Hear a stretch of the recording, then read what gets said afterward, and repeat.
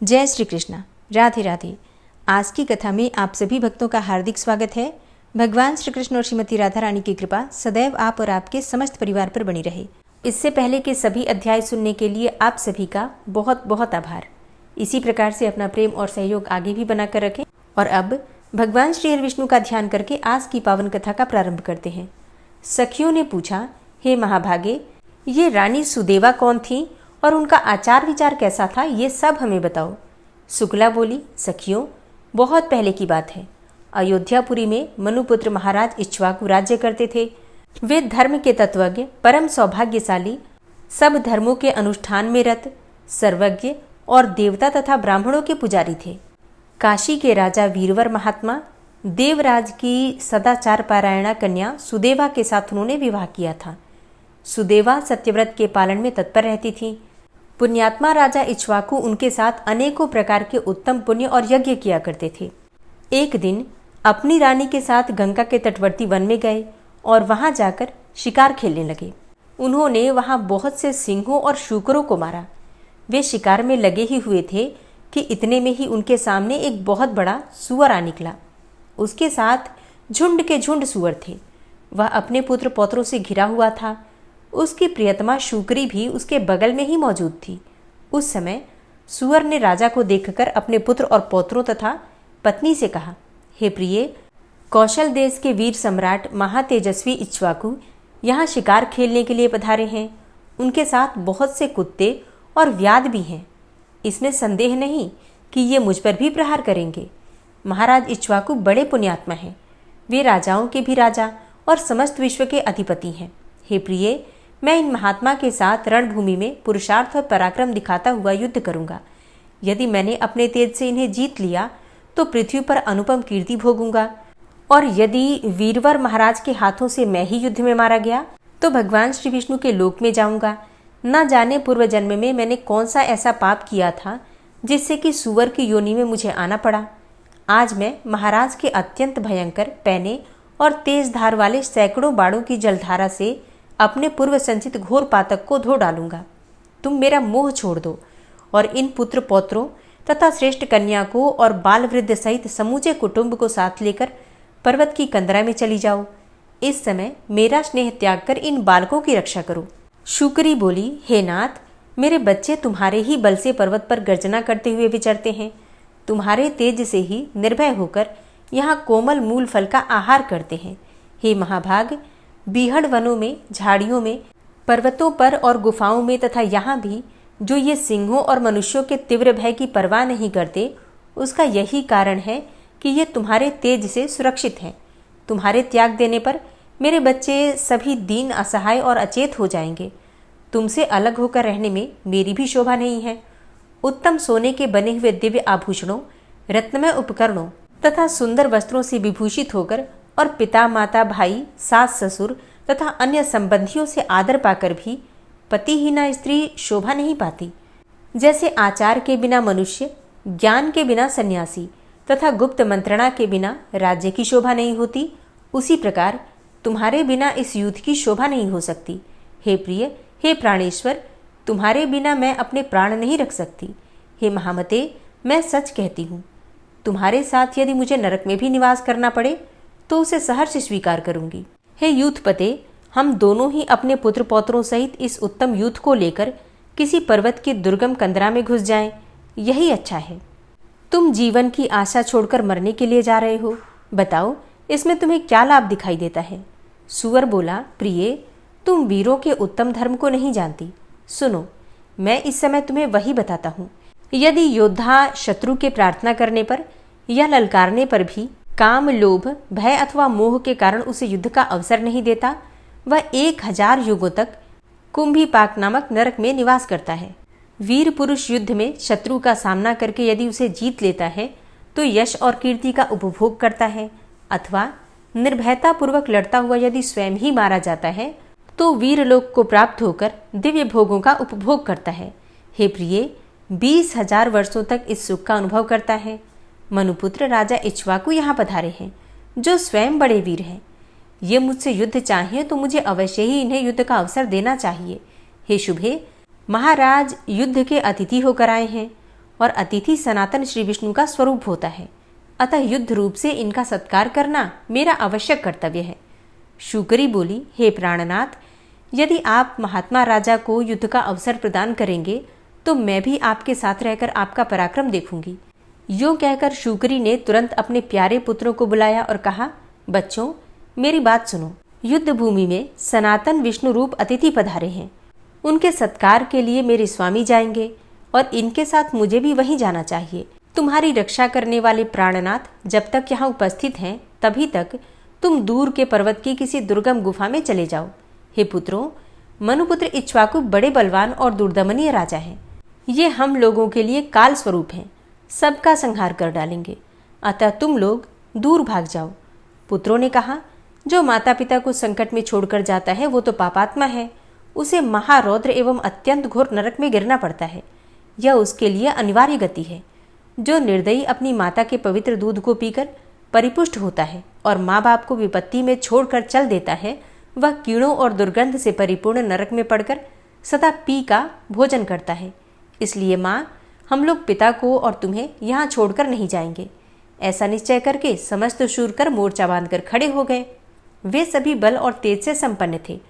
उधर अयोध्या के वीर राजा मनुकुमार इक्ष्वाकु अपनी सुंदरी भार्या तथा चतुरंगिणी सेना के साथ आखेट के लिए चले। उनके आगे आगे व्याध, कुत्ते और तेज चलने वाले वीर योद्धा थे। वे लोग उस स्थान के समीप गए जहां बलवान शूकर अपनी पत्नी के साथ मौजूद था। छोटे बड़े बहुत से सुअर सब ओर से उसकी रक्षा कर रहे थे। गंगा के किनारे मेरू पर्वत की तराई में पहुंचकर महाराज इक्ष्वाकु ने व्याधों से कहा, बड़े बड़े वीर योद्धाओं को शूकर का सामना करने के लिए भेजो। इस प्रकार महाराज की आज्ञा से भेजे हुए बलवान, तेजस्वी तथा पराक्रमी योद्धा हांका डालते हुए दौड़े और वायु के समान वेग से चलकर तत्काल शूकर के पास जा पहुंचे। वंचारी व्याध अपने तीखे बाणों तथा चमचमाते हुए नाना प्रकार के अस्त्र शस्त्रों से वीरों का बाना बांधकर खड़े हुए और उस वाराह को बांधने लगे। यह देखकर वह युद्धपति वाराह अपने सैकड़ों पुत्र पौत्र तथा बांधवों के साथ युद्ध के मैदान में आ धमका और शत्रुओं पर टूट पड़ा। वह बड़े वेग से उनका संहार करने लगा। व्याध उसकी पैनी दाढ़ों से घायल होकर समरभूमि में गिरने लगे। तदनंतर शूकरों और व्याधों में भयानक संग्राम हुआ। वे क्रोध से लाल आंखें किए एक दूसरे को मारने लगे। व्याधों ने बहुतेरे शूकरों को और शूकरों ने अनेकों व्याधों को मार गिराया। वहां की जमीन खून से रंग गई। कितने ही सुअर मर खप गए, कितने घायल हुए और कितने ही भाग भाग कर बीहड़ स्थानों, झाड़ियों, कंदराओं और अपनी अपनी मांदों में जा घुसे। यही दशा व्याधों की भी हुई। कितने ही मर गए, कितने ही सुअरों की पैनी दाढ़ों के आघात से कट गए और कितने ही टुकड़े टुकड़े होकर प्राण त्याग कर स्वर्गलोक को चले गए। केवल वह बलाभिमानी वराह अपनी पत्नी तथा 5-7 पुत्र पौत्रों के साथ युद्ध की इच्छा से मैदान में डटा रहा। उस समय शूकरी ने उससे कहा, हे नाथ, मुझे और इन बालकों को साथ लेकर अब यहाँ से चले चलो। शूकर ने कहा, महाभागे, 2 सिंहों के बीच में सिंह पानी पी सकता है, किंतु 2 सुअरों के बीच में सुअर पानी नहीं पी सकता। सुअर जाति में ऐसा उत्तम बल देखा जाता है। यदि मैं संग्राम में पीठ दिखाकर चला जाऊं तो उस बल का नाश ही करूंगा। मेरी जाति की प्रसिद्धि ही नष्ट हो जाएगी। मुझे परम कल्याणदायक धर्म का ज्ञान है। जो योद्धा काम, लोभ अथवा भय से युद्ध तीर्थ का त्याग करके भाग जाता है वह निस्संदेह पापी है। जो तीखे शस्त्रों का व्यूह देखकर प्रसन्न होता है और रण सिंधु में गोता लगाकर तीर्थ के पार पहुंच जाता है, वह अपने आगे की 100 पीढ़ियों का उद्धार कर देता है और अंत में विष्णुधाम को जाता है।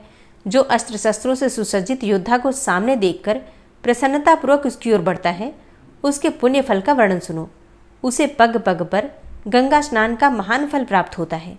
जो काम या लोभवश युद्ध से भागकर घर को चला जाता है, वह अपनी माता के दोष को प्रकाशित करता है और व्याभिचार से उत्पन्न कहलाता है। मैं इस वीर धर्म को जानता हूँ, अतः युद्ध छोड़कर भाग कैसे सकता हूँ। तुम बच्चों को लेकर यहाँ से चली जाओ और सुखपूर्वक जीवन व्यतीत करो। पति की बात सुनकर शूकरी बोली, प्रिय, मैं तुम्हारे स्नेह बंधन में बंधी हूँ। तुमने प्रेम, आदर, हास परिहास तथा रति क्रीड़ा आदि के द्वारा मेरे मन को बांध लिया है, अतः मैं पुत्रों के साथ तुम्हारे सामने प्राण त्याग करूंगी। और इस तरह बातचीत करके एक दूसरे का हित चाहने वाले दोनों पति पत्नी ने युद्ध का ही निश्चय किया। कौशल सम्राट इक्ष्वाकु ने देखा वर्षा के समय आकाश में मेघ जिस प्रकार बिजली की चमक के साथ गरजते हैं, उसी तरह अपनी पत्नी के साथ शूकर भी गर्जना करता है और अपने खुरों के अग्रभाग से मानो महाराज को युद्ध के लिए ललकार रहा है। अपनी दुर्धर्ष सेना को उस दुर्धर्ष वाराह के द्वारा परास्त होते देखकर राजा इक्ष्वाकु को बड़ा क्रोध हुआ। उन्होंने धनुष और काल के समान भयंकर बाण लेकर अश्व के द्वारा बड़े वेग से शूकर पर आक्रमण किया। उन्हें आते देखकर शूकर भी आगे बढ़ा।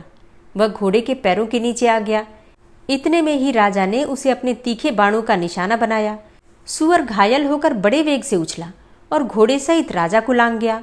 उसने अपनी दाढ़ों से मारकर घोड़े के पैरों में घाव कर दिया। इससे उसकी बड़ी पीड़ा हो रही थी। उसे चला भी नहीं जाता था। अंततोगत्वा वह पृथ्वी पर गिर पड़ा। तब राजा एक छोटे से रथ पर सवार हो गए। यूथपति सूअर अपनी जाति के स्वभाव के अनुसार रणभूमि में भयंकर गर्जना कर रहा था। इतने में ही कौशल सम्राट ने उसके ऊपर गदा से प्रहार किया। गदा का आघात पाकर उसने शरीर त्याग दिया और भगवान श्री विष्णु के श्रेष्ठ धाम में प्रवेश किया। इस प्रकार महाराज इक्ष्वाकु के साथ युद्ध करके वह शूकर राज हवा वेग से उखड़कर गिरे हुए वृक्ष की भांति पृथ्वी पर गिर पड़ा। उस समय देवता उसके ऊपर फूलों की वर्षा कर रहे थे। तदनंतर वे समस्त शूर, क्रूर और भयंकर व्याध हाथों में पाश लिए उस शूकरी की ओर चले। शूकरी अपने 4 बच्चों को घेर कर खड़ी थी। उस महासमर में कुटुंब सहित अपने पति को मारा गया देखकर वह शोक से मोहित होकर पुत्रों से बोली, बच्चों, जब तक मैं यहाँ खड़ी हूँ तब तक शीघ्र गति से अन्यत्र भाग जाओ। यह सुनकर उनमें से ज्येष्ठ पुत्र ने कहा, मैं जीवन के लोभ से अपनी माता को संकट में छोड़कर चला जाऊं, ये कैसे हो सकता है? माँ, यदि मैं ऐसा करूं तो मेरे जीवन को धिक्कार है।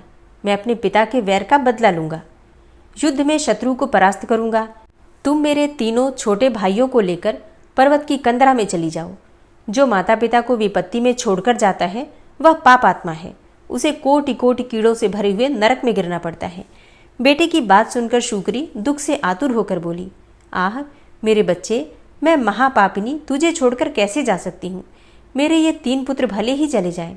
ऐसा निश्चय करके उन दोनों माँ बेटे ने शेष 3 बच्चों को आगे कर लिया और व्याधों के देखते ही देखते वे विकट मार्ग से जाने लगे।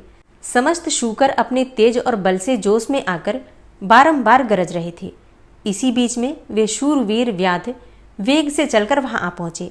शूकरी और शूकर दोनों माँ बेटे व्याधों का मार्ग रोककर खड़े हो गए। व्याध तलवार, बाण और धनुष लिए अधिक समीप आ गए और तीखे तोमर, चक्र तथा मूसलों का प्रहार करने लगे। ज्येष्ठ पुत्र माता को पीछे करके व्याधों के साथ युद्ध करने लगा।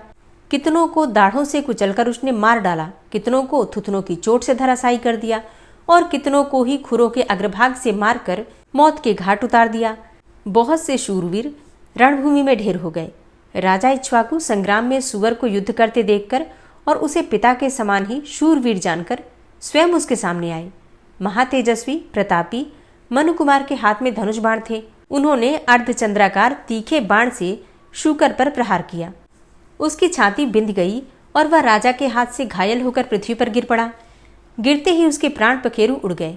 पुत्र के शोक और मोह से अत्यंत व्याकुल होकर शूकरी उसकी लाश पर ही गिर पड़ी। फिर संभल कर उसने अपने थूथुन से ऐसा प्रहार किया जिससे अनेकों शूरवीर धरती पर सो गए। कितने ही व्याध धराशायी हुए, कितने ही भाग गए और कितने ही काल के गाल में चले गए। शूकरी अपनी दाढ़ों के प्रहार से राजा की विशाल सेना को खदेड़ने लगी। ये देखकर काशी नरेश देवराज की पुत्री महारानी सुदेवा ने अपने पति से कहा, प्राणनाथ, इस शूकरी ने आपकी बहुत बड़ी सेना का विध्वंस कर डाला, फिर भी आप इसकी उपेक्षा क्यों कर रहे हैं? मुझे इसका कारण बताइए। महाराज ने कहा, प्रिय, यह स्त्री है। स्त्री के वध से देवताओं ने भी बहुत बड़ा पाप बताया है। इसलिए मैं इस शूकरी को न तो स्वयं मारता हूँ और न किसी दूसरे को ही इसे मारने के लिए भेज रहा हूँ। इसके वध के कारण होने वाले पाप से मुझे भय लगता है। यो कहकर महाबुद्धिमान राजा चुप हो गए। व्याधों में एक का नाम था भार्गव। उसने देखा कि शूकरी समस्त वीरों का संहार कर रही है। बड़े बड़े सूरमा भी उसके सामने टिक नहीं पाते हैं। यह देखकर व्याध ने बड़े वेग से एक पैने बाण का प्रहार कर दिया और उस शूकरी को बिंद डाला। शूकरी ने भी झपट कर व्याध को पछाड़ दिया। व्याध ने गिरते गिरते शूकरी पर तेज धार वाली तलवार का भरपूर हाथ जमाया और अब वह बुरी तरह से घायल होकर गिर पड़ी और धीरे धीरे सांस लेती हुई मूर्छित हो गई। रानी सुदेवा ने उस पुत्र वत्सला शूकरी को जब धरती पर गिरकर बेहोश होते और ऊपर को श्वास लेते देखा तो उनका हृदय करुणा से भर आया। वे उस दुखिनी के पास गई और ठंडे जल से उसका मुंह धोया, फिर समस्त शरीर पर पानी डाला। इससे शूकरी को कुछ होश हुआ। उसने रानी को पवित्र एवं शीतल जल से अपने शरीर का अभिषेक करते देखकर मनुष्यों की बोली में कहा, देवी, तुमने मेरा अभिषेक किया है, इसलिए तुम्हारा कल्याण हो। तुम्हारा दर्शन और स्पर्श से आज मेरी पाप राशि नष्ट हो गई। पशु के मुख से यह अद्भुत वचन सुनकर रानी सुदेवा को बड़ा आश्चर्य हुआ। वे मन ही मन कहने लगी, ये तो आज मैंने बड़ी विचित्र बात देखी। पशु जाति की यह मादा इतनी स्पष्ट, सुंदर, स्वर और व्यंजन से युक्त तथा उत्तम संस्कृत बोल रही है। महाभागा सुदेवा इस घटना से हर्षमग्न होकर अपने पति से बोली, हे राजन, इधर देखिए, यह अपूर्व जीव है। पशु जाति की स्त्री होकर भी मानवी की भांति उत्तम संस्कृत बोल रही है। इसके बाद रानी ने शूकरी से उसका परिचय पूछा। भद्रे, तुम कौन हो? तुम्हारा बर्ताव तो बहुत विचित्र दिखाई देता है। तुम पशु योनि की होकर भी मनुष्यों की तरह बोलती हो। अपने और अपने स्वामी के पूर्व जन्म का वृतांत सुनाओ। तब शूकरी बोलती है कि हे देवी, मेरे पति पूर्व जन्म में संगीत कुशल गंधर्व थे। इनका नाम था रंग विद्याधर। कुछ लोग इन्हें गीत विद्याधर भी कहते थे। एक समय की बात है, महातेजस्वी मुनिश्रेष्ठ पुलस्त जी मनोहर कंदराओं और झरनों से सुशोभित गिरिवर मेरु पर निष्कपट भाव से तपस्या कर रहे थे। रंग विद्याधर अपनी इच्छा के अनुसार उस स्थान पर गए और एक वृक्ष की छाया में बैठकर गाने का अभ्यास करने लगे। उनका मधुर संगीत सुनकर मुनि का चित्त ध्यान से विचलित हो गया। वे गायक के पास जाकर बोले कि हे विद्वान, तुम्हारे गीत के उत्तम स्वर, ताल, लय और मूर्धना युक्त भाव से मेरा मन ध्यान से विचलित हो गया है। जब मन निश्चल होता है तभी समस्त विद्याएं प्राणियों को सिद्धि प्रदान करती हैं। मन एकाग्र होने पर ही तप और मंत्रों की सिद्धि होती है। इंद्रियों का यह महान समुदाय अधम और चंचल है। यह मन को ध्यान से हटाकर सदा विषयों की ओर ही ले जाता है। इसलिए जहाँ शब्द, रूप तथा युवती स्त्री का अभाव होता है, वहीं मुनि लोग अपने तप की सिद्धि के लिए जाया करते हैं। तुम्हारे इस संगीत से मेरे ध्यान में बाधा पड़ती है, अतः मेरा अनुरोध है कि तुम इस स्थान को छोड़कर कहीं अन्यत्र चले जाओ, अन्यथा मुझे यह स्थान छोड़कर दूसरी जगह जाना पड़ेगा। गीत विद्याधर ने कहा, महामते, जिस महात्मा ने इंद्रियों के समुदाय तथा उसके बल को जीत लिया है, उसी को तपस्वी, योगी, धीर और साधक कहते हैं। आप जितेंद्रिय नहीं हैं, इसीलिए तेज से हीन हैं। हे ब्राह्मण, यह वन सबके लिए साधारण है। इस पर सबका समान अधिकार है। इसमें कोई ननुरस नहीं हो सकता। जैसे इसके ऊपर देवताओं और संपूर्ण जीवों का स्वत्व है, उसी प्रकार मेरा और आपका भी है। ऐसी दशा में मैं इस उत्तम वन को छोड़कर क्यों चला जाऊं? और आप यहाँ से जाएं चाहे रहें, मुझे इसकी कोई परवाह नहीं है। अब विप्रवर पुलस्त जी धर्मात्मा हैं, इसीलिए वे क्षमा करके स्वयं ही उस स्थान को छोड़कर अन्यत्र चले गए और योगासन से बैठकर तपस्या करने लगे। महाभाग मुनिश्रेष्ठ पुलस्त के चले जाने पर दीर्घ काल के पश्चात गंधर्व को पुनः उनका स्मरण हो आया।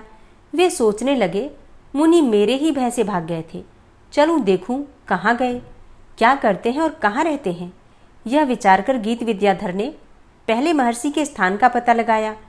फिर वराह का रूप धारण करके वे उनके उत्तम आश्रम पर गए, जहाँ पुलस्त जी आसन पर विराजमान थे। उनके शरीर से तेज की ज्वाला उठ रही थी, किंतु मेरे पति पर इसका कुछ प्रभाव न पड़ा। वे कुचेष्टा पूर्वक थूथन के अग्रभाग से उन नियमशील ब्राह्मण का तिरस्कार करने लगे, यहाँ तक कि उनके आगे जाकर उन्होंने मल मूत्र तक कर दिया। किंतु पशु जानकर मुनि ने उनको छोड़ दिया, दंड नहीं दिया। किंतु मुनि की इस क्षमा का मेरे पति पर उल्टा ही असर हुआ। उनकी उद्दंडता और भी बढ़ गई।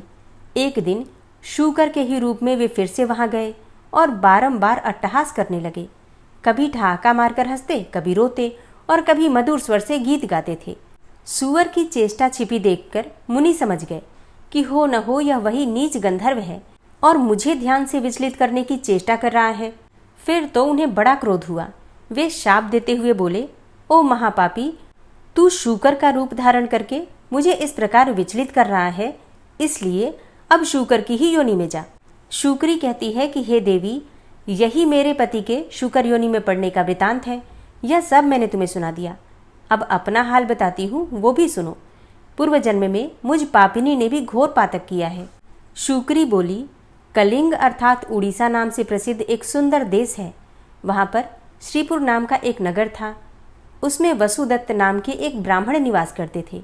ये सदा सत्य धर्म में तत्पर, वेदवेत्ता, ज्ञानी, तेजस्वी, गुणवान और धन धान्य से भरे पूरे थे। अनेक पुत्र पौत्र उनके घर की शोभा बढ़ाते थे। मैं वसुदत्त की पुत्री थी। मेरे और भी कई भाई, स्वजन तथा बांधव थे। परम बुद्धिमान पिता ने मेरा नाम सुदेवा रखा। मैं अप्रतिम सुंदरी थी। संसार में दूसरी कोई स्त्री ऐसी नहीं थी जो मेरे रूप में मेरी समानता कर सके। रूप के साथ ही चढ़ती जवानी पाकर मैं गर्व से उन्मत्त हो उठी। मेरी मुस्कान बड़ी मनोहर थी। बचपन के बाद जब मुझे हाव भाव से युक्त यौवन प्राप्त हुआ, तब मेरा भरा पूरा रूप देखकर मेरी माता को बड़ा दुख हुआ। वह पिता से बोली, हे महाभाग, आप कन्या का विवाह क्यों नहीं कर देते? अब यह जवान हो चुकी है, इसे किसी योग्य वर को सौंप दीजिए। वसुदत्त ने कहा, कल्याणी सुनो, मैं उसी वर के साथ इसका विवाह करूंगा जो विवाह के पश्चात मेरे ही घर पर निवास करे, क्योंकि सुदेवा मुझे प्राणों से भी बढ़कर प्यारी है। मैं इसे आंखों से ओट नहीं होने देना चाहता। तदनंतर एक दिन संपूर्ण विद्याओं में विशारद एक कौशिक गोत्री ब्राह्मण भिक्षा के लिए मेरे द्वार पर आए। उन्होंने वेदों का पूर्ण अध्ययन किया था। वे बड़े अच्छे स्वर से वेद मंत्रों का उच्चारण करते थे। उन्हें आया देखकर मेरे पिता ने पूछा, आप कौन हैं? आपका नाम, कुल, गोत्र और आचार क्या है, यह बताइए। पिता की बात सुनकर ब्राह्मण कुमार ने उत्तर दिया, कौशिक वंश में मेरा जन्म हुआ है। मैं वेद वेदांगों का पारंगत विद्वान हूँ। मेरा नाम शिव शर्मा है। मेरे माता पिता अभी संसार में नहीं हैं। शिव शर्मा ने इस प्रकार अपना परिचय दिया। तब मेरे पिता ने शुभ लग्न में उनके साथ मेरा विवाह कर दिया। अब उनके साथ ही मैं पिता के घर पर रहने लगी, परंतु मैं माता पिता के धन के घमंड से अपनी विवेक शक्ति खो बैठी थी। मुझ पापिनी ने कभी भी अपने स्वामी की सेवा नहीं की। मैं सदा उन्हें क्रूर दृष्टि से ही देखा करती थी। कुछ व्याभिचारिणी स्त्रियों का साथ हो गया था, अतः संग दोष से मेरे मन में भी वैसा ही नीच भाव आ गया था। मैं जहाँ तहाँ स्वच्छंदतापूर्वक घूमती फिरती और माता पिता, पति तथा भाइयों के हित की परवाह नहीं करती थी। शिव शर्मा का शील और उनकी साधुता सबको ज्ञात थी, अतः माता पिता आदि सब लोग मेरे पाप से दुखी रहते थे। मेरा दुष्कर्म देखकर पतिदेव उस घर को छोड़कर चले गए। उनके जाने से पिताजी को बड़ी चिंता हुई। उन्हें दुख से व्याकुल देखकर माता ने पूछा, हे नाथ, आप इतना चिंतित क्यों हो रहे हैं? वसुदत्त ने कहा, प्रिय सुनो, दामाद मेरी पुत्री को त्याग कर चले गए। सुदेवा पापाचारिणी है और वे पंडित तथा बुद्धिमान थे। मैं क्या जानता था कि मेरी यह कन्या सुदेवा ऐसी दुष्ट और कुलनाशनी होगी। ब्राह्मणी बोली, हे नाथ, आज आपको पुत्री के गुण और दोष का ज्ञान हुआ है। इस समय आपकी आंखें खुली हैं, किंतु सच तो यह है कि आपके ही मोह और स्नेह से, लाड और प्यार से यह इस प्रकार बिगड़ी है। अब मेरी बात सुनिए। संतान जब तक 5 वर्ष की न हो जाए तभी तक उसको लाड प्यार करना चाहिए। उसके बाद सदा संतान की शिक्षा की ओर ध्यान देते हुए उसका पालन पोषण करना उचित है।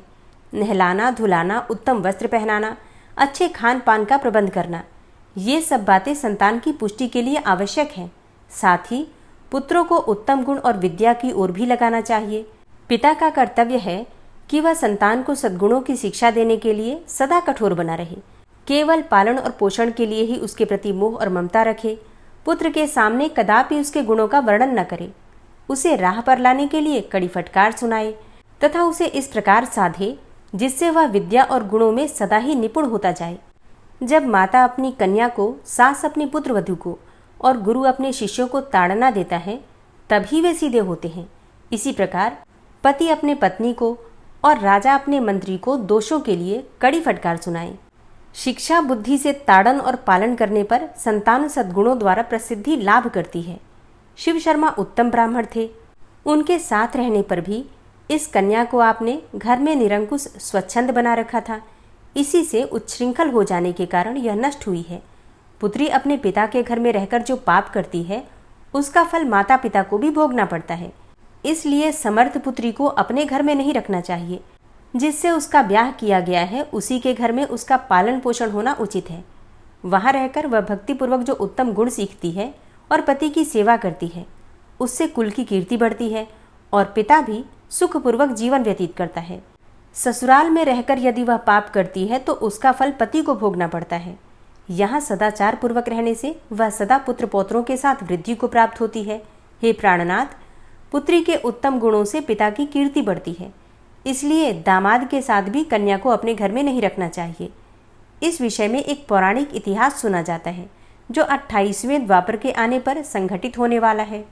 यदुकुल श्रेष्ठ वीरवर उग्रसेन के यहाँ जो घटना घटित होने वाली है उसी का मैं भूतकाल के रूप में वर्णन करूंगी और अपने पूर्व जन्म के वृतांत का वर्णन करते हुए कहती है कि माथुर प्रदेश में मथुरा नाम की एक नगरी है। वहाँ उग्रसेन नाम वाले यदुवंशी राजा राज्य करते थे। वे शत्रु विजयी, संपूर्ण धर्मों के तत्वज्ञ, बलवान, दाता और सद्गुणों के जानकार थे। मेधावी राजा उग्रसेन धर्मपूर्वक राज्य का संचालन और प्रजा का पालन करते थे। उन्हीं दिनों परम पवित्र विदर्भ देश में सत्यकेतु नाम से प्रसिद्ध एक प्रतापी राजा थे। उनकी एक पुत्री थी जिसका नाम था पद्मावती। वह सत्य धर्म में तत्पर तथा स्त्री समुचित गुणों से युक्त होने के कारण दूसरी लक्ष्मी के समान थी। मथुरा के राजा उग्रसेन ने उस मनोहर नेत्रों वाली पद्मावती से विवाह किया और उसके स्नेह और प्रेम से मथुरा नरेश मुग्ध हो गए। पद्मावती को वे प्राणों के समान प्रेम करने लगे। उसे साथ लिए बिना भोजन तक नहीं करते थे। उसके साथ क्रीड़ा विलास में ही राजा का समय बीतने लगा। पद्मावती के बिना उन्हें एक क्षण भी चैन नहीं पड़ता था। इस प्रकार उस दंपत्ति में परस्पर बड़ा प्रेम था। कुछ काल के पश्चात विदर्भ नरेश सत्यकेतु ने अपनी पुत्री पद्मावती को स्मरण किया। उसकी माता उसे न देखने के कारण बहुत दुखी थी। उन्होंने मथुरा नरेश उग्रसेन के पास अपने दूत भेजे। दूतों ने वहां जाकर आदरपूर्वक राजा से कहा, महाराज, विदर्भ नरेश सत्यकेतु ने अपनी कुशल कहलाई है और आपका कुशल समाचार वे पूछ रहे हैं। यदि उनका प्रेम और स्नेहपूर्ण अनुरोध आपको स्वीकार हो तो राजकुमारी पद्मावती को उनके यहाँ भेजने की व्यवस्था कीजिए। वे अपनी पुत्री को देखना चाहते हैं। नरश्रेष्ठ उग्रसेन ने जब दूतों के मुंह से ये बात सुनी तो प्रीति, स्नेह और उदारता के कारण अपनी प्रिय पत्नी पद्मावती को विदर्भ राज के यहाँ भेज दिया। पति के भेजने पर पद्मावती बड़े हर्ष के साथ अपने मायके गई। वहां पहुंचकर उसने पिता के चरणों में प्रणाम किया। उसके आने से महाराज सत्यकेतु को बड़ी प्रसन्नता हुई। पद्मावती वहां अपनी सखियों के साथ निशंक होकर घूमने लगी। पहले की ही भांति घर, वन, तालाब और चौबारों में विचरण करने लगी। यहाँ आकर वह पुनः बालिका बन गई। उसके बर्ताव में लाज या संकोच का भाव ही नहीं रहा। एक दिन की बात है, पद्मावती अपनी सखियों के साथ एक सुंदर पर्वत पर सैर करने के लिए गई। उसकी तराई में एक रमणीय वन दिखाई दिया जो केलों के उद्यान से शोभा पा रहा था। पहाड़ पर भी फूलों की बहार थी। राजकुमारी ने देखा कि एक ओर ऐसा रमणीय पर्वत, दूसरी ओर मनोहर वनस्थली और बीच में स्वच्छ जल से भरा हुआ सर्वतोभद्र नामक तालाब है। बालोचित चपलता, नारी स्वभाव और खेल कूद की रुचि, इन सब का प्रभाव उसके ऊपर पड़ा। वह सहेलियों के साथ तालाब में उतर पड़ी और हंसती गाती हुई जल क्रीड़ा करने लगी। इसी समय कुबेर का सेवक गोभिल नामक दैत्य दिव्य विमान पर बैठकर आकाश मार्ग से कहीं जा रहा था। तालाब के ऊपर आने पर उसकी दृष्टि विशाल नेत्रों वाली विदर्भ राजकुमारी पद्मावती पर पड़ी, जो निर्भय होकर स्नान कर रही थी। गोभिल की ज्ञान शक्ति बहुत बड़ी हुई थी। उसने निश्चित रूप से ये जान लिया कि यह विदर्भ नरेश की कन्या और महाराज उग्रसेन की प्यारी पत्नी है, परंतु यह तो पतिव्रता होने के कारण आत्मबल से सुरक्षित है। पर पुरुषों के लिए इसे प्राप्त करना नितांत कठिन है। उग्रसेन महामूर्ख है जो उसने ऐसी सुंदरी पत्नी को मायके भेज दिया है। आह, यह पतिव्रता नारी पराये पुरुषों के लिए दुर्लभ है। इधर कामदेव मुझे अत्यंत पीड़ा दे रहा है। मैं किस प्रकार इसके निकट जाऊं और कैसे इसका उपभोग करूं? इसी उधेड़बुन में पड़े पड़े उसने अपने लिए एक उपाय निकाल लिया। गोभिल ने महाराज उग्रसेन का मायामय रूप धारण कर लिया। वह ज्यों का त्यों उग्रसेन बन गया। वही अंग, वही उपांग, वही वस्त्र, उसी तरह का वेश और वही अवस्था, पूर्ण रूप से उग्रसेन। इस प्रकार वह पर्वत के शिखर पर उतरा और एक अशोक वृक्ष की छाया में शिला के ऊपर बैठकर उसने मधुर स्वर से संगीत छेड़ दिया। वह गीत संपूर्ण विश्व को मोहित करने वाला था। ताल, लय और उत्तम स्वर से युक्त उस मधुर गान को सखियों के मध्य में बैठी हुई सुंदरी पद्मावती ने भी सुना। वह सोचने लगी कि कौन गायक यह गीत गा रहा है। राजकुमारी के मन में उसे देखने की उत्कंठा हुई। तब उसने सखियों के साथ जाकर देखा कि अशोक की छाया में उज्जवल शिलाखंड के ऊपर बैठा हुआ कोई पुरुष गा रहा है और वह महाराज उग्रसेन सा ही जान पड़ता है। वास्तव में तो वह राजा के वेश में नीच दानव गोभिल ही था। पद्मावती विचार करने लगी, मेरे धर्मपरायण स्वामी मथुरा नरेश अपना राज्य छोड़कर इतनी दूर कब और कैसे चले आए। वह इस प्रकार सोच ही रही थी कि उस पापी ने स्वयं ही पुकारा, प्रिये आओ आओ देवी, तुम्हारे बिना मैं नहीं जी सकता। सुंदरी, तुमसे अलग रहकर मेरे लिए इस प्रिय जीवन का भार वहन करना भी असंभव हो गया है। तुम्हारे स्नेह ने मुझे मोह लिया है, अतः मैं तुम्हें छोड़कर कहीं नहीं रह सकता। पति रूपधारी दैत्य के ऐसा कहने पर पद्मावती कुछ लज्जित सी होकर उसके सामने गई। वह पद्मावती का हाथ पकड़कर उसे एकांत स्थान में ले गया और वहां अपनी इच्छा के अनुसार उसका उपभोग किया। महाराज उग्रसेन के गुप्त अंग में कुछ खास निशानी थी जो उस पुरुष में दिखाई नहीं दी।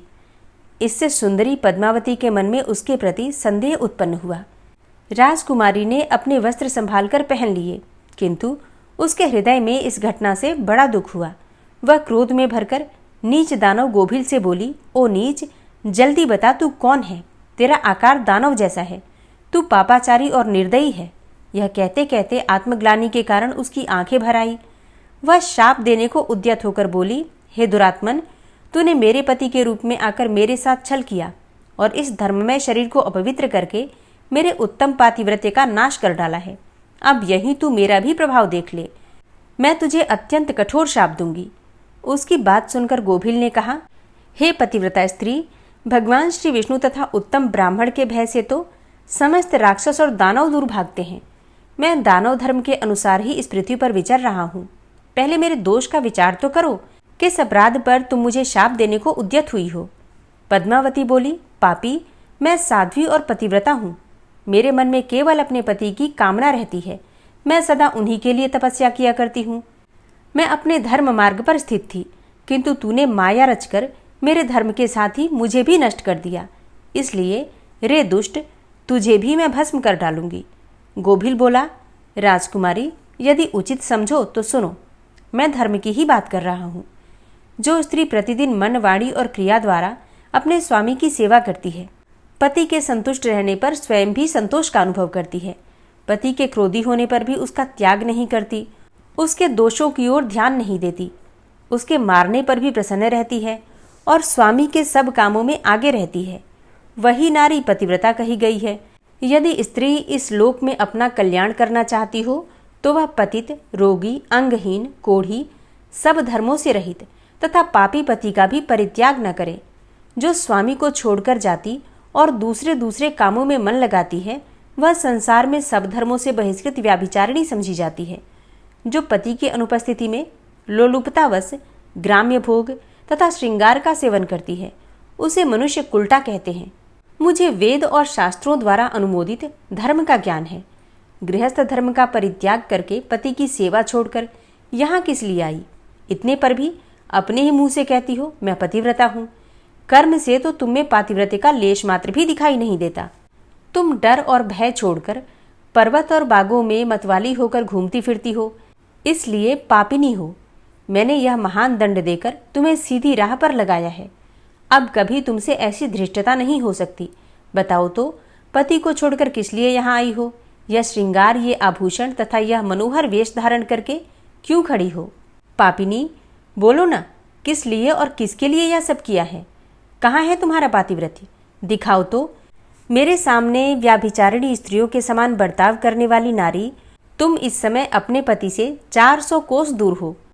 कहीं है तुम में पति को देवता मानने का भाव? दुष्टा, कहाँ तो तुम्हें लाज नहीं आती, अपने बर्ताव पर घृणा नहीं होती। तुम क्या मेरे सामने बोलती हो? कहाँ है तुम्हारी तपस्या का प्रभाव? कहाँ है तुम्हारे तेज और बल? आज ही मुझे अपना बल, वीर्य और पराक्रम दिखाओ। पद्मावती बोली, ओ नीच असुर, सुन, पिता ने स्नेहवश मुझे पति के घर से बुलाया है। इसमें कहाँ पाप है? मैं काम, लोभ, मोह तथा डाह के वश पति को छोड़कर नहीं आई। मैं यहाँ भी अपने पति का चिंतन करती हुई ही रहती हूँ। तुमने भी छल के वश मेरे पति का रूप धारण करके ही मुझे धोखा दिया है। गोभिल ने कहा, पद्मावती, मेरी युक्ति युक्त बात सुनो। अंधे मनुष्य को कुछ दिखाई नहीं देता। तुम धर्मरूपी नेत्र से हीन हो, फिर कैसे मुझे यहाँ पहचान पाती? जिस समय तुम्हारे मन में पिता के घर आने का भाव उदय हुआ, उसी समय तुम पति की भावना छोड़कर उनके ध्यान से मुक्त हो गई थी। पति का निरंतर चिंतन ही सतियों के ज्ञान का तत्व है। जब वही नष्ट हो गया, जब तुम्हारे हृदय की आंख ही फूट गई, तब ज्ञान नेत्र से हीन होने पर तुम मुझे कैसे पहचानती? ब्राह्मणी कहती है कि हे प्राणनाथ, गोभिल की बात सुनकर राजकुमारी पद्मावती धरती पर बैठ गई। उसके हृदय में बड़ा दुख हो रहा था। गोभिल ने कहा, शुभे, मैंने तुम्हारे उदर में जो अपने वीर्य की स्थापना की है, उसमें तीनों लोगों को त्रास पहुंचाने वाला पुत्र उत्पन्न होगा। यूं कहकर वह दानव चला गया। गोभिल बड़ा दुराचारी और पापात्मा था। उसके चले जाने पर पद्मावती महान दुख से अभिभूत होकर रोने लगी। रोने का शब्द सुनकर सखियां उसके पास दौड़ी आईं और पूछने लगी कि राजकुमारी रोती क्यों हो? मथुरा नरेश महाराज उग्रसेन कहाँ चले गए? तब पद्मावती ने अत्यंत दुख से रोते रोते अपने चले जाने की सारी बात बता दी। सहेलियां उसे अपने पिता के घर ले गईं। उस समय वह शोक से कातर होकर थर थर कांप रही थी। सखियों ने पद्मावती की माता के सामने सारी घटना कह दी। सुनते ही महारानी अपने पति के महल में गईं और उनसे कन्या का सारा वृतांत उन्होंने कह सुनाया। अब ये सुनकर महाराज सत्यकेतु को बड़ा दुख हुआ। उन्होंने सवारी और वस्त्र आदि देकर कुछ लोगों के साथ पुत्री को मथुरा में उसके पति के घर भेज दिया। इधर धर्मात्मा राजा उग्रसेन पद्मावती को आया देखकर बहुत प्रसन्न हुए। वे रानी से बार बार कहने लगे, हे सुंदरी, मैं तुम्हारे बिना जीवन धारण नहीं कर सकता। हे प्रिय, तुम अपने गुण, शील, भक्ति, सत्य और पातिव्रत्य आदि सद्गुणों से मुझे अत्यंत प्रिय लगती हो। अपनी प्यारी भार्या पद्मावती से जो कहकर नृपश्रेष्ठ महाराज उग्रसेन उसके साथ विहार करने लगे। सब लोगों को भय पहुंचाने वाला उसका भयंकर गर्भ दिन दिन बढ़ने लगा, किंतु उस गर्भ का कारण केवल पद्मावती ही जानती थी।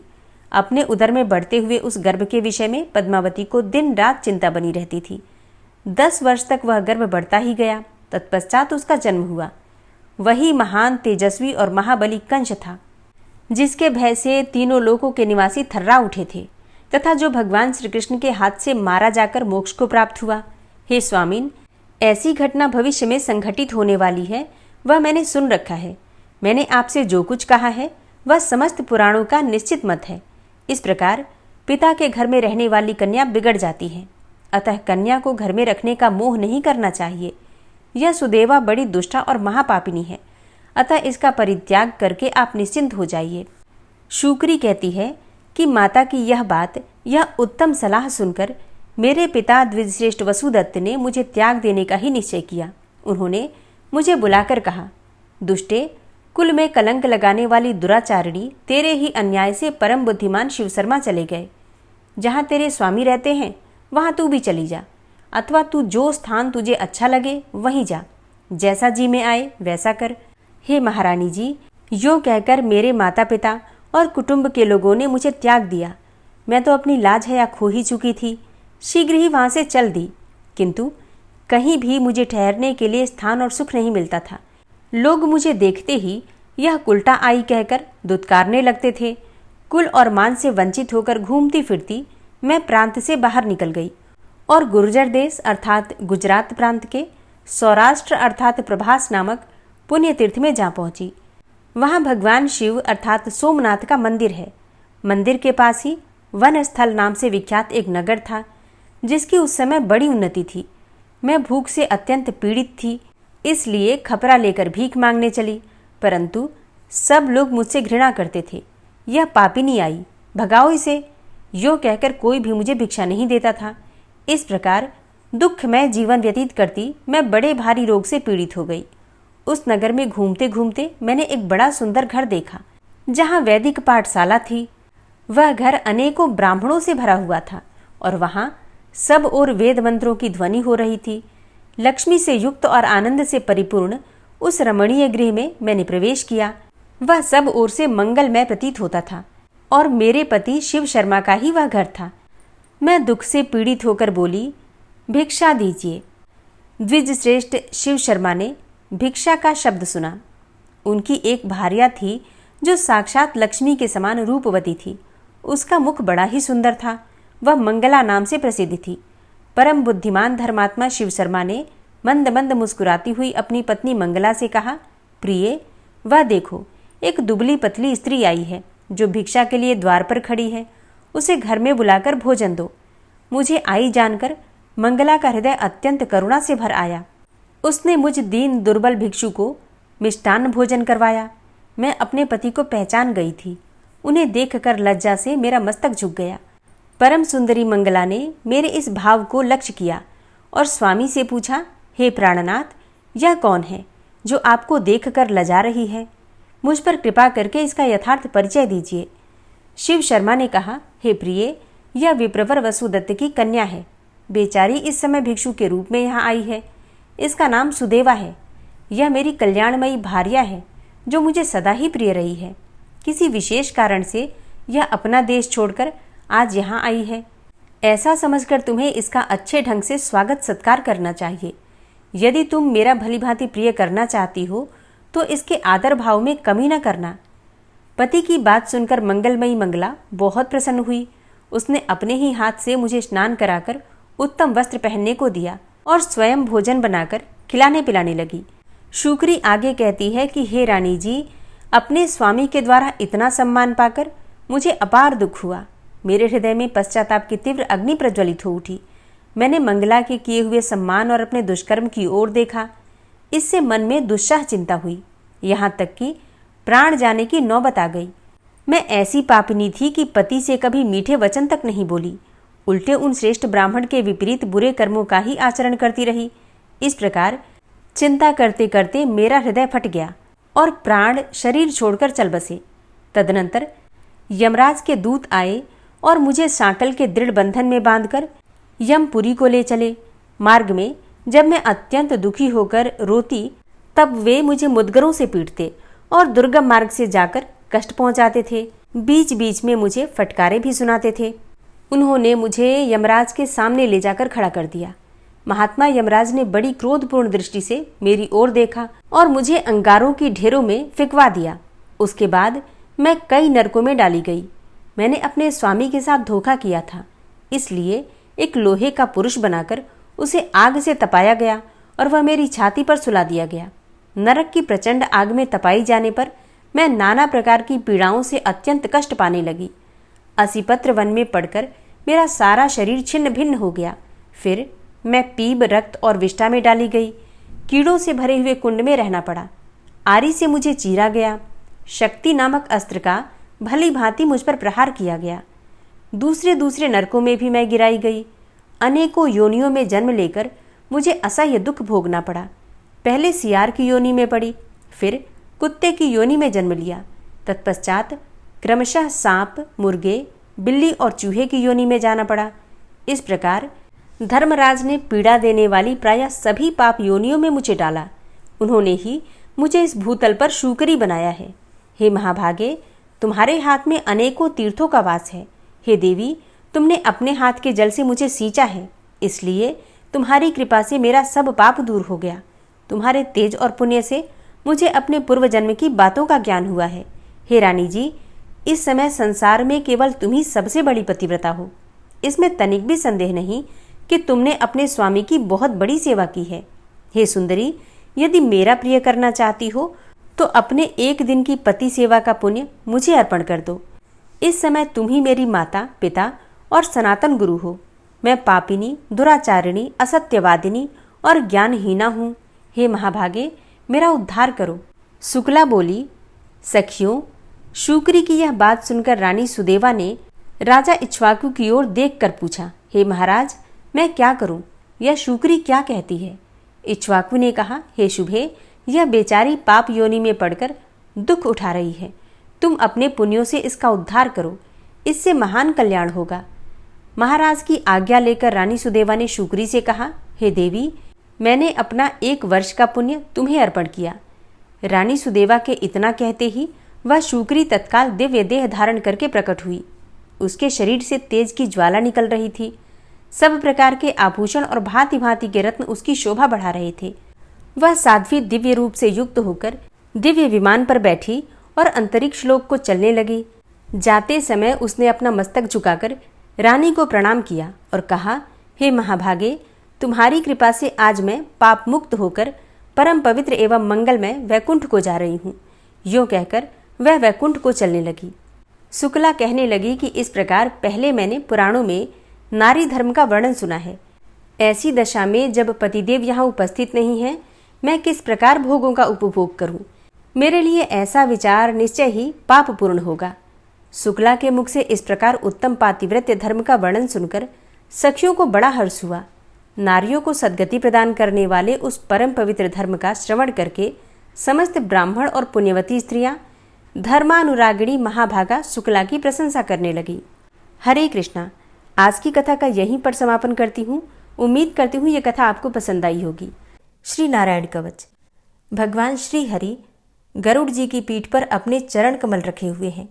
अणिमा आदि 8 सिद्धियां उनकी सेवा कर रही हैं और 8 हाथों में शंख, चक्र, ढाल, तलवार, गदा, बाण, धनुष और पाश अर्थात फंदा धारण किए हुए हैं। वे ही ओंकार स्वरूप प्रभु सब प्रकार से सब ओर से मेरी रक्षा करें।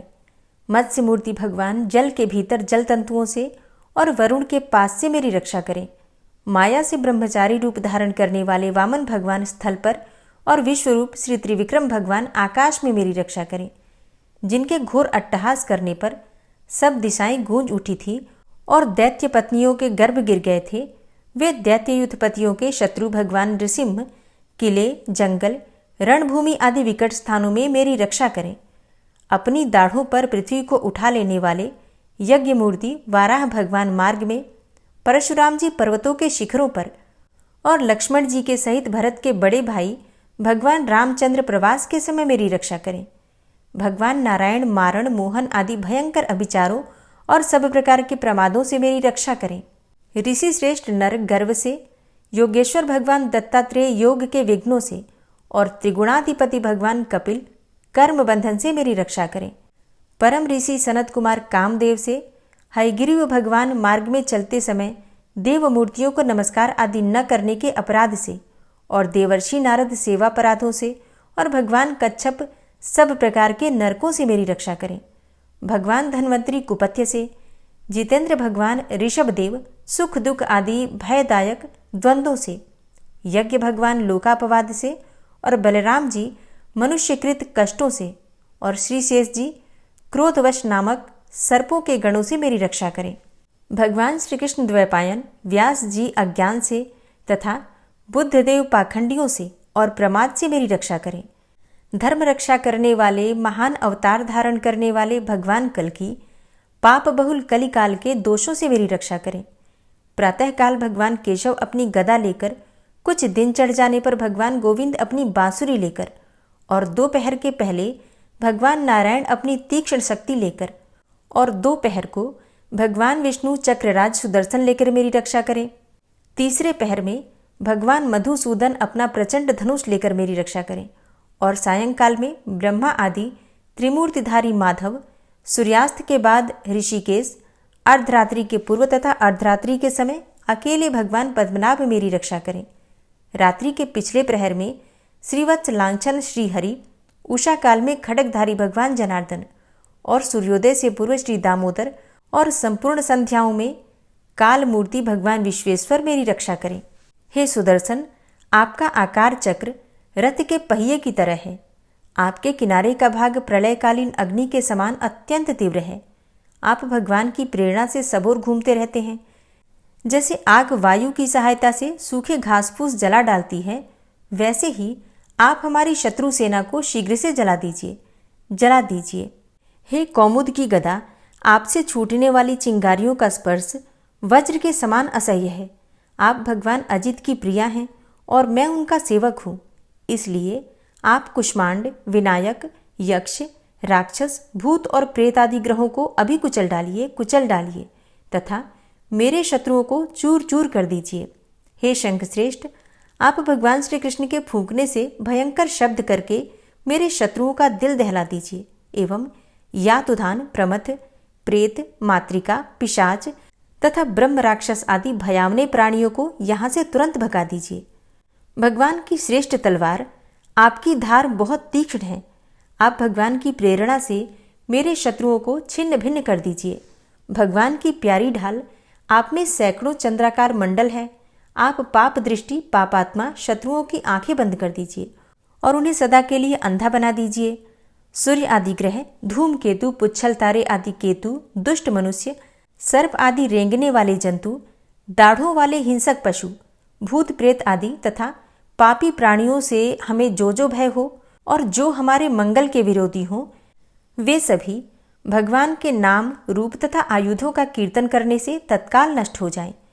बृहद, रथंतर आदि सामवेदीय स्तोत्रों से जिनकी स्तुति की जाती है, वे वेद मूर्ति भगवान गरुड़ और विश्वक्सेन जी अपने नामोच्चारण के प्रभाव से हमें सब प्रकार की विपत्तियों से बचाएं। श्रीहरि के नाम, रूप, वाहन, आयुध तथा श्रेष्ठ पार्षद हमारी बुद्धि, इंद्रिय, मन और प्राणों को सब प्रकार की आपत्तियों से बचाएं। जितना भी कार्य अथवा कारण रूप जगत है वह वास्तव में भगवान ही है। इस सत्य के प्रभाव से हमारे सारे उपद्रव नष्ट हो जाएं। जो लोग ब्रह्म और आत्मा की एकता का अनुभव कर चुके हैं, उनकी दृष्टि में भगवान का स्वरूप समस्त विकल्पों से रहित है, भेदों से रहित है। फिर भी वे अपनी माया शक्ति के द्वारा भूषण, आयुध और रूप नामक शक्तियों को धारण करते हैं। यह बात निश्चित रूप से सत्य है। इस कारण सर्वज्ञ, सर्वव्यापक भगवान श्री हरि सदा सर्वत्र सब स्वरूपों से हमारी रक्षा करें। जो अपने भयंकर अट्टहास से सब लोगों के भय को भगा देते हैं और अपने तेज से सबका तेज ग्रस लेते हैं, वे भगवान नृसिंह दिशा विदिशा में नीचे ऊपर बाहर भीतर सब ओर से हमारी रक्षा करें। हे देवराज इंद्र, मैंने तुम्हें यह नारायण कवच सुना दिया है। इस कवच से तुम अपने को सुरक्षित कर लो, बस फिर तुम अनायास ही सब दैत्य युद्धपतियों को जीत कर लोगे। इस नारायण कवच को धारण करने वाला पुरुष जिसको भी अपने नेत्रों से देख लेता है अथवा पैर से छू देता है, तत्काल समस्त भयों से वो मुक्त हो जाता है। जो इस वैष्णवी विद्या को धारण कर लेता है, उसे राजा, डाकू, प्रेत, पिशाच आदि और बाघ आदि हिंसक जीवों से कभी किसी प्रकार का भय नहीं होता। हे देवराज, प्राचीन काल की बात है, एक कौशिक गोत्री ब्राह्मण ने इस विद्या को धारण करके योग धारणा से अपना शरीर मरुभूमि में त्याग दिया। अब जहां उस ब्राह्मण का शरीर पड़ा था, उसके ऊपर से एक दिन गंधर्वराज चित्ररथ अपनी स्त्रियों के साथ विमान पर बैठकर निकले। वहां आते ही वे नीचे की ओर सिर किए विमान सहित आकाश से पृथ्वी पर गिर पड़े। इस घटना से उनके आश्चर्य की सीमा न रही जब उन्हें बालखिल्य मुनियों ने बतलाया कि यह नारायण कवच धारण करने का प्रभाव है। तब उन्होंने उस ब्राह्मण देव की हड्डियों को ले जाकर पूर्ववाहिनी सरस्वती नदी में प्रवाहित कर दिया और फिर स्नान करके वे अपने लोक को चले गए। श्री सुखदेव जी कहते हैं, हे परीक्षित, जो पुरुष इस नारायण कवच को समय पर सुनता है और जो आदर पूर्वक इसे धारण करता है, उसके सामने सभी प्राणी आदर से झुक जाते हैं और वह सब प्रकार के भयों से मुक्त हो जाता है। हे परीक्षित, शतक्रतु इंद्र ने आचार्य विश्वरूप जी से यह वैष्णवी विद्या प्राप्त करके रणभूमि में असुरों को जीत लिया और वे त्रैलोक्य लक्ष्मी का उपभोग करने लगे। श्री नारायण कवच संपूर्ण हुआ। श्री राधा कृपा कटाक्ष स्तोत्र। मुनीन्द्र वृंद वंदिते त्रिलोक शोक हारिणी प्रसन्न वक्त्र पंकजे निकुंज भूविलासिनी व्रजेन्द्र भानुनंदिनी व्रजेन्द्र सूनु संगते कदा करिष्यसि मां कृपा कटाक्ष भाजनम्। अशोक वृक्ष वल्लरी वितान मंडप स्थिते प्रवाल बाल पल्लव प्रभारुणांध्रि कोमले वराभय स्फुरत्करे प्रभूत संपदालये कदा करिष्यसि मां कृपा कटाक्ष भाजनम्। अनंगरंग मंगलम प्रसंग भंगुरम भ्रुवां सविभ्रमं ससंभ्रमं दृगंत बाणपातनय निरन्तरं वशीकृत प्रतीत नंदनंदने कदा करिष्यसि मां कृपा कटाक्ष भाजनम्। तडित्सुवर्ण चंपक प्रदीप्त गौर विग्रहे मुख प्रभा परास्त कोटि शारदेन्दु मंडले विचित्र चित्र संचर चकोर शावलोचने कदा करिष्यसि मां कृपा कटाक्ष भाजनम्। मदोन्मदादि यौवने प्रमोदमानमण्डिते प्रियानुरागरञ्जिते कलाविलासपण्डिते अनन्यधन्यकुञ्जराज्यकामकेलिकोविदे कदा करिष्यसि मां कृपाकटाक्षभाजनम् अशेषहावभावधीरहीरहारभूषिते प्रभूतशातकुम्भकुम्भकुम्भिकुम्भसुस्तनि प्रशस्तमन्दहास्यचूर्णपूर्णसौख्यसागरे कदा करिष्यसि मां कृपाकटाक्षभाजनम् मृणालवालवल्लरीतरङ्गरङ्गदौर्लते लताग्रलास्यलोलनीललोचनावलोकने ललल्लुलन्मिलन्मनोज्ञमुग्धमोहिनाश्रिते कदा करिष्यसि मां कृपाकटाक्षभाजनम् सुवर्णमल्लिकाञ्चितत्रिरेखकम्बुकण्ठगे त्रिसूत्रमङ्गलीगुणत्रिरत्नदीप्तिदीधिते सलोलनीलकुन्तलप्रसूनगुच्छगुम्फिते कदा करिष्यसि मां कृपाकटाक्षभाजनम् नितम्बबिम्बलम्बमानपुष्पमेखलागुणे प्रशस्तरत्नकिङ्किणीकलापमध्यमञ्जुले करीन्द्रशुण्डदण्डिकावरोहशोभगोरुके कदा करिष्यसि मां कृपाकटाक्षभाजनम् अनेकमन्त्रनादमञ्जुनूपुरारवस्खलत् समाजराजहंसवंश निक्वडातिगौरवे विलोलहेमवल्लरी विडम्बिचारुचङ्क्रमे कदा करिष्यसि मां कृपाकटाक्षभाजनम् अनन्तकोटिविष्णुलोकनम्रपद्मजार्चिते हिमाद्रिजापुलोमजाविरिञ्चिजावरप्रदे अपारसिद्धिरिद्धिदिग्धसत्पदाङ्गुलीनखे कदा करिष्यसि मां कृपाकटाक्षभाजनम् मखेश्वरी क्रियेश्वरी स्वधेश्वरी सुरेश्वरी त्रिवेदभारतीश्वरी प्रमाणशासनेश्वरी रमेश्वरी क्षमेश्वरी प्रमोदकाननेश्वरी व्रजेश्वरी व्रजाधिपे श्रीराधिके नमोऽस्तुते इतीममद्भुतं स्तवं निशम्य भानुनन्दिनी करोतु सन्ततं जनं कृपाकटाक्षभाजनम् भवेत्तदैव सञ्चितत्रिरूपकर्मनाशनं लभेत्तदा ब्रजेन्द्रसूनुमण्डलप्रवेशनम् जय जय श्री राधे, जय जय श्री राधे। अगर आप शिवपुराण की कथा सुनना चाहते हैं तो मेरे दूसरे चैनल प्योरिटी ऑफ लाइफ पर पूरे फाल्गुन मास में शिव पुराण की कथा संपूर्ण रूप से सुनाई जा रही है, तो अगर आप चाहें तो उसे सुन सकते हैं। और आज की वीडियो आपको कैसी लगी कमेंट बॉक्स में ज़रूर बताइए। वीडियो अच्छी लगी हो तो इसे लाइक ज़रूर किया कीजिए और अगर संभव हो तो वीडियो को शेयर भी किया कीजिए। चैनल पर पहली बार आए हैं, अगर अभी तक आपने चैनल को सब्सक्राइब नहीं किया है तो आज की वीडियो अगर आपको अच्छी लगे तो चैनल को सब्सक्राइब करके बेल आइकन को ज़रूर प्रेस कर लीजिए। इससे ये होगा कि इस चैनल पर जो नई वीडियो अपलोड होंगी उनकी नोटिफिकेशन आपको सही समय पर प्राप्त होगी। मिलती हूँ मैं आपसे अगली वीडियो में, तब तक के लिए जय श्री राधे।